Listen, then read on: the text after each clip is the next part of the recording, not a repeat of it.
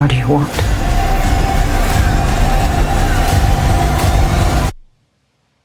Hey now, don't leave it so.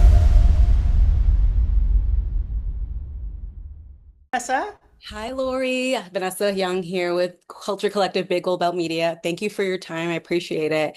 Thank you Um, for having me. yeah, this movie like really I have a lot to to ask about. Oh, Um, good. Fun. so the idea of a corporation coming in and kind of usurping American democracy so quickly doesn't actually feel that far off from reality. But why choose a company and not like one party or the other? And why the focus on centrism as the Yes, good question. Well, and we talk about it being a think tank in the book business. So this is pre-Project 2025. We wrote this, started talking about it during the pandemic. I wrote it during the pandemic, so you can see a lot of those influences in the film. But look, Jan didn't want to do, and nobody wanted to do a partisan film. Like we were all fighting at our dinner tables. A lot of us weren't talking to family members, and he wanted to sort of really express that kind of division, but come from it like in a binary sort of way in terms of it's just the ideology that comes to the table and starts ripping apart the family just because not everyone believes the same thing or whether it be religion or politics or what have you. So the idea was that there was sort of a utopian idea in bridging the gap and a unity party, which does exist in America, and a movement like what happened with Le Pen in France and in Italy, or even if you think about Brexit or the Tea Party or whatever it is, whether it was a liberal or a conservative, movement. So it's idealistic, altruistic in its dreaming but of course when that happens we start taking away people's rights, right? So then it becomes distorted and corrupted by the money, the interest, and all that thing. So but I will tell you, you hit the nail on the head, Vanessa, because it is very, very difficult to try to tell a story without telling a story about naming the tenets of the ideology. But it was, the change became sort of the what Hitchcock calls the MacGuffin of the film. So, and I think people are going to see it differently, but hopefully they will identify with it, whether it's themselves or they'll see their neighbor, uncle, family member, community, what have you. So that was sort of the whole point. Yeah. That's a great, thank you. The title of her thesis being Birth of a New Nation is a crazy Yeah. um Yeah. and I know the hateful imagery that kind of comes from that, and but Yeah. it does assume that the audience knows their kind of propaganda history, the kind of history that the hateful history that America has. Why purposely use that inflammatory title and then without the overtly, I guess, racist like pathway? Like there is it cle the film kind of moves away from that in a different like direction that I enjoyed. But I'm curious as Yeah. to why you choose the guys chose the name "Birth of a New Nation" for her thesis paper specifically. Yeah.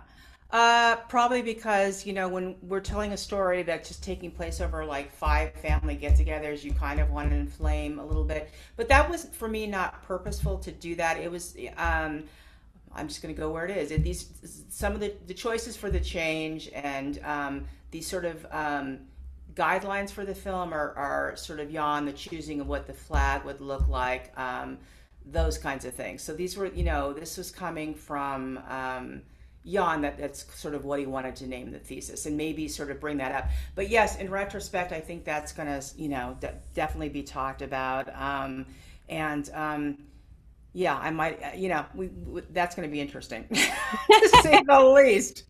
But anyways, the intention is to get you to sort of perk up really quickly. But, I don't think we thought that necessarily through in a way that, and another thing that happened is, just to be candid, is that the writer's strike happened, and so I wasn't able to go back in, and I didn't write past like really the first draft. Diane came on board, and I had to, So, but yes, absolutely, that's, and I'm very curious to hear the feedback on that. We were at Columbia College University last night. It was fantastic. It was like a CNN town hall or something. It was like because you don't want to have coding in the film, but these things take on their own lives, when you make choices like that. So here we are. Yeah.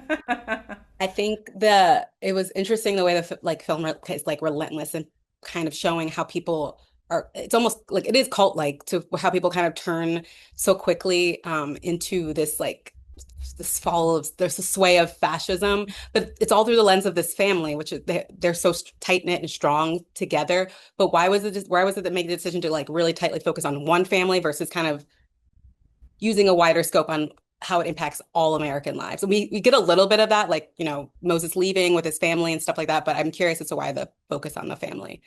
This was really, Jan always said he wanted to show sort of civil war within the family, and that we get the intimate setting. And historically, these films are like about World War II, Nazism, that sort of thing. So when you get a film like The Garden of the Finzi Continis or Fanny and Alexander or Burnt by the Sun, or, usually a big something has happened in terms of fascism or authoritarianism that is, where you're locked into. But he wanted to experience it through the course of 5 years to show what he has seen in Poland, and that is that this takes root and then it rapidly, before almost you're in it, you're in it. And so that was his whole intention behind it.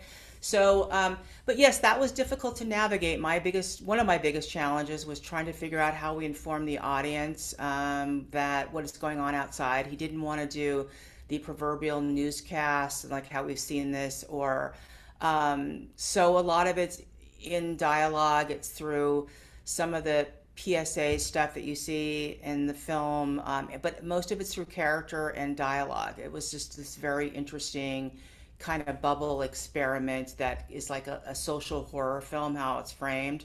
But yes, I think that's a good question, and how we kind of talk about it growing in popularity is through the course of the film. You start seeing more things prop up in terms of flags and support, and how populism rises until it's out of your hands. So that was definitely the guidelines, and how it's also, a very modest budget contained film. I mean, this is a labor of love. They shot it, with the incentive in Ireland, and it is just we were allowed to move it into Georgetown a little bit and into the restaurant, but it's really, a house of horrors, if you will, because because that's the size movie that we could make.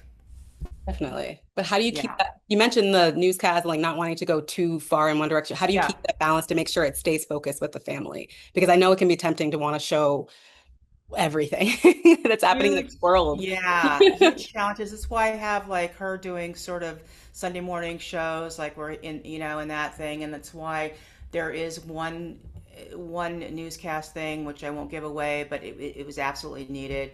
I also, the PSAs. I originally wrote one for each bridge in the film to show the course of it. I think they elected to kind of show it more in the family towards the end, so they didn't. I think they shot the first two. I'm not quite clear, but I had those bridges in the film originally. But I think that they felt that we kind of understood by the celebrations and where we are by the time we come to Act Four. Oh, we're in it. That we didn't need that, and maybe it was heavy-handed. So I think they did some, experimenting with that a little bit. But and I will tell you that I always thought of the film as five stages of a virus because we were in the pandemic. So, you have the virus entering the host, which is, that relationship and how it infiltrates and spreads. And by the end, the virus is either going to die off or the virus is going to continue spreading. And so I always thought of, and that's a perfect, analogy also for, a political virus. So that's how I looked at it. But yes, it was a grand thing to try to meet, if you will, the requirement of that.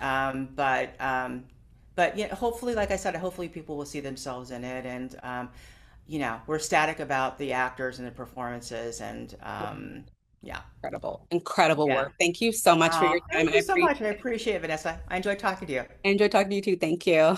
Thank you. Take care. Take Bye care. bye. Bye.